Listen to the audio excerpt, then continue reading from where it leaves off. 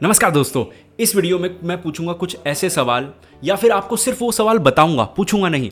वो सवाल का जवाब आपको अपने आप से करना है और जब उसका जवाब आएगा ना तो आप बहुत कुछ सीख जाएंगे, अपना पोर्टफोलियो रिव्यू कर पाएंगे, अपने पोर्टफोलियो में कमी बता पाएंगे, खुद से आप ये सब चीज़ें कर पाएंगे। लेकिन कैसे, इस वीडियो के अंदर चलते हैं और कौन से वो सवाल हैं, चलिए वीडियो के अंदर देखते हैं।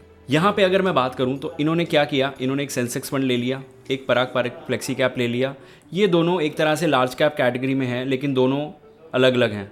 उसके बाद अगर मैं बात करूँ तो ये मिड कैप के दो कॉम्बिनेशन इन्होंने बना रखे हैं, कोटक और मोतीलाल। एक थोड़ा सा स्टैंडर्ड डिविएशन कंट्रोल में है, एक का स्टैंडर्ड डिविएशन हाई है। दोनों की स्ट्रैटेजी काफ़ी अलग अलग है। इधर जो इन्होंने कर रखा है, दोनों का स्टैंडर्ड डिविएशन काफ़ी हाई है, दोनों हाई वोलेटाइल फंड हैं। वैसे तो सभी स्मॉल कैप होते हैं, लेकिन यहाँ पे प्रॉब्लम क्या है कि दोनों, अगर मैं स्मॉल कैप कैटेगरी की बात करूँ ना तो स्मॉल कैप कैटेगरी में भी बहुत वैरायटी होती है कि कुछ बहुत ज़्यादा ही वोलेटाइल हैं। अब टाटा स्मॉल कैप जैसे फंड या फिर एडलविस स्मॉल कैप जैसे फंड इतने ज़्यादा फेमस या इतने ज़्यादा वोलेटाइल नहीं होते, ठीक है, तो वहाँ पे वॉलेटिलिटी कम होती है। अब मैं सिर्फ बात कर रहा हूँ वॉलेटिलिटी की। इसमें सिर्फ और सिर्फ मुझे जो चीज़ ठीक लगती है कि अगर वेरिएशन हो तो बेटर है, ठीक है। अब यहाँ पे इन्होंने कहा सर मेरी उम्र 30 साल है, मैं ये निवेश 25 से 30 साल के लिए कर रहा हूँ, कृपया जांचें कि कुछ बदलाव करना चाहिए। मैंने सिप शुरू किया है, मुझे 7% का रिटर्न आया है। देखो मार्केट नेगेटिव में है, 8%, 8.5%, 10% के रिटर्न्स यहाँ से नॉर्मल हैं। कोई बहुत ज़्यादा आगे पीछे वाली बात, जो पास्ट में रिटर्न्स निकल गए मैं उनकी बात कर रहा हूँ, ओके। अब यहाँ पे अगर हम बात करें कि इस पोर्टफोलियो में क्या क्या कमी है, तो सबसे पहले आपको एक क्वेश्चन करना चाहिए कि जो वैरायटी आपने यहाँ पे ली है, क्या वो वैरायटी आपको स्मॉल कैप में चाहिए या फिर आप हाई वॉलेटिलिटी से खुश हैं। उसके बाद अगला अगर मैं बात करूँ तो इन्होंने जुलाई से स्टार्ट किया है, जिसमें इन्होंने पराग पारिक में 2,500 रुपये, एडलविस के नैस्डैक 500 में जो क्वालिटी 50 है, और नहीं निफ्टी 50 क्वालिटी, निफ्टी 500 क्वालिटी 50, ठीक है, और Motilal Oswal mid cap, Edelweiss mid cap, Bandhan और टाटा।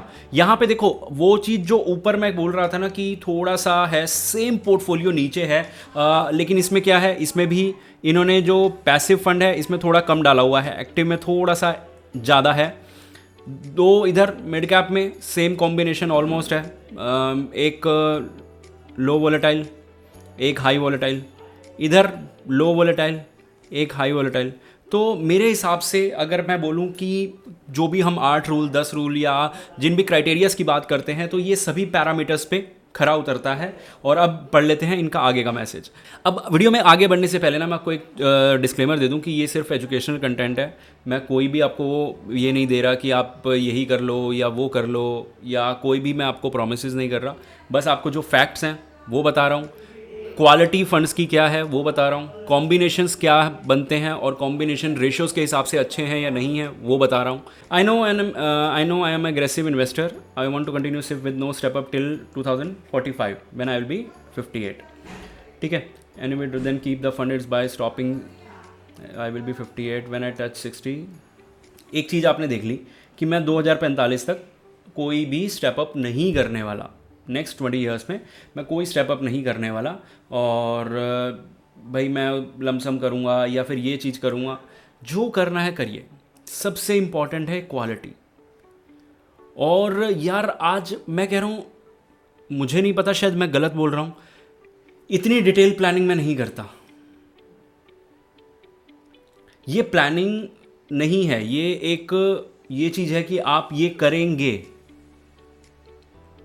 समझ रहे हैं। दो चीज़ें हैं, एक होता है हाउ, एक होता है व्हेन, कि हम कब करेंगे। आपने ये देख लिया कि मैं कब करूँगा, आपने ये देख लिया हाउ, मैं कैसे करूँगा। लेकिन ये कैसे है ना, जो ये हाउ, ये बहुत ज़्यादा इंपॉर्टेंट है और ये उसी समय पे क्लियर होगा। तो प्लानिंग जब आप करें तो 5 to 10 ईयर्स की करें, और वो भी तब ज़्यादा डिटेल में करें जब आपको लगता है कि चेंजेस रिक्वायर्ड है, नहीं तो कोई खास ज़रूरत है नहीं। अब यहाँ पे ना एक चीज़ और, इनका Nippon India, Mahindra small cap, फिर मिड कैप। और अगर मैं बात करूँ इसमें, देखो एक पैरामीटर्स होता है जो हम बोलते हैं कोर सैटेलाइट रेशो, और मैं आपको पहले भी बता चुका हूँ, ये पढ़ाया भी जाता है काफ़ी एजुकेशनल इंस्टीट्यूट्स में, काफ़ी जगह इसके अलग से चैप्टर्स भी हैं, और हमें इतना डिटेल में जाने की ज़रूरत नहीं है, लेकिन उन चैप्टर्स का ना जो सार है, जो बच्चों को हम पढ़ाते हैं या फिर हम बताते हैं कि ये कोर और सैटेलाइट का एक क्या कॉम्बिनेशन होना चाहिए। अब यहाँ पे आपने रख लिया 20% पराग पारिक और 80% रख लिया। अब देखो ये क्या करता है, ये स्टेबिलिटी प्रोवाइड कराता है। ये क्या करेगा, ये आपके पोर्टफोलियो को वोलेटाइल बनाएगा, एग्रेसिव बनाएगा, और ये अच्छी चीज है।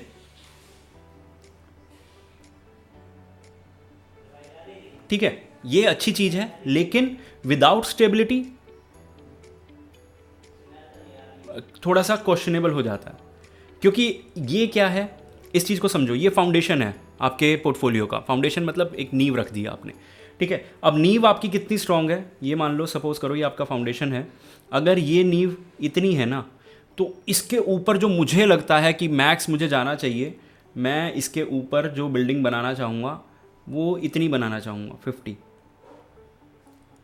20 कोर 50 सैटेलाइट, बाकी 30 मैं कैश रख सकता हूँ, बाकी 30 मैं किसी और जगह डाल सकता हूँ, ठीक है। लेकिन अगर मुझे लगता है कि मुझे इधर 70 चाहिए, तो 30 तो मुझे कोर में डालना चाहिए।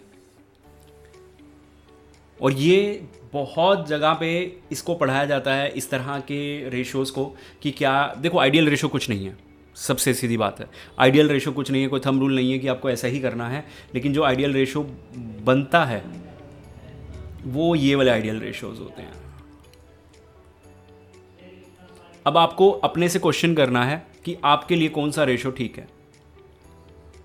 बस एक चीज़ का ध्यान रखना कि अगर आपको लगता है कि यहाँ पे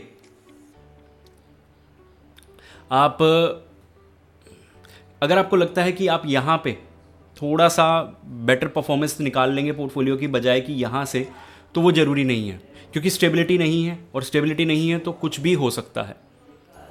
तो परफॉर्मेंस के अकॉर्डिंग, रिटर्न्स के अकॉर्डिंग चीज़ों पे मत जाना। सिर्फ और सिर्फ ये देखना कि मैं अगर यहाँ पे 3 रुपये का रिस्क ले रहा हूँ तो मैं कितने रुपए अर्न कर सकता हूँ, ये क्वेश्चन मार्क है। और अगर मैं यहाँ पे 1 रुपये का रिस्क ले रहा हूँ तो यहाँ मैं कितने अर्न कर सकता हूँ। क्योंकि देखो, अगर आप यहाँ पे 1 रुपये का रिस्क लेके 3 रुपये कमा रहे हो, और यहाँ पे 3 रुपये का रिस्क लेके 6 रुपीज़, तो अब आपको तो लगेगा कि नहीं यार, यहाँ पे तो बेटर है कि मैं 6 रुपीज़ कमा रहा हूँ और यहाँ पे कम कमा रहा हूँ। लेकिन फ़र्क देखो, यहाँ रिस्क पे 3 है, यहाँ रिस्क पे 1 है। ये आपको 3 के मल्टीपल में है, ये आपको 2 के मल्टीपल में है। तो इस चीज़ का फ़र्क समझना कि कौन सी रेशो चुननी है। अब मैं ये भी नहीं कह रहा कि ये वाली चीज़ ऐसे ही करती है, ये सिर्फ मैंने आपको एग्जांपल देने के लिए कहा। ये उल्टा भी हो सकता है कि आपको यहाँ पे ज़्यादा रिस्क रिवॉर्ड रेशो बेटर मिल रहा हो, तो रिस्क रिवॉर्ड रेशो चेक करना थोड़ा सा ज़्यादा ज़रूरी है। अब इसके बाद HDFC फ्लेक्सी कैप, तो आपको ये क्वेश्चन तो करना है कि यार 20-80 का रेशो जो ज़्यादातर जगह पे यूज़ नहीं होता, क्या वो आपके लिए ठीक है? तो ये क्वेश्चन मार्क आपके लिए है।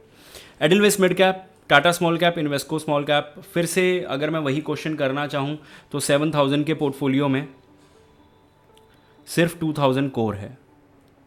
सेम ऊपर वाला क्वेश्चन, क्या ये रेशो मेरे लिए ठीक है?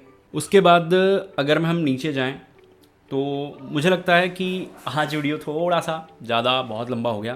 तो अगर आप लोगों को लगता है कि यार इतना वीडियोस आप देख लेते हैं और यहाँ तक आ गए हैं, अपना पोर्टफोलियो आपको लगता है कि नहीं आप हमारा पोर्टफोलियो भी पिक कीजिए और डिटेल में रिव्यू कीजिए, तो आप मुझे ज़रूर बताइएगा कि हम दूसरा तरीका, जब हम बात कर रहे थे कि हम किस तरीके से पोर्टफोलियो को डिटेल में एनालिसिस करते हैं, तो उस एनालिसिस के बारे में कुछ बताइएगा और साथ में अपना पोर्टफोलियो ड्रॉप कीजिएगा। तो उसी तरीके से हम आपका पोर्टफोलियो एनालिसिस करेंगे, ओनली एजुकेशनल पर्पस की, सिर्फ और सिर्फ एजुकेशनल पर्पस से। क्योंकि देखो, अगर मैं 2 या 4 पोर्टफोलियो उठा के बता भी रहा हूँ ना, अब मैंने बोला कि 20-80 का रेशो अगर मैं बात करूँ तो एक अच्छी स्ट्रैटेजी नहीं साबित हुई पास्ट में, लेकिन पास्ट ये तो नहीं बोलता ना कि फ्यूचर ऐसा नहीं होगा। तो वो चीज़ का फ़र्क है। अगर आपको लगता है कि नहीं ये स्ट्रैटेजी पास्ट में नहीं चली 20-80 वाली, हो सकता है इन फ्यूचर चले, तो वो आपके ऊपर है। मैं सिर्फ और सिर्फ आपको जो चीज़ें टेस्टेड हैं, जो एक्सपर्ट्स बोलते हैं, वो बता रहा हूँ। होपफुली आप समझ गए होंगे। मिलते हैं अगली वीडियो में।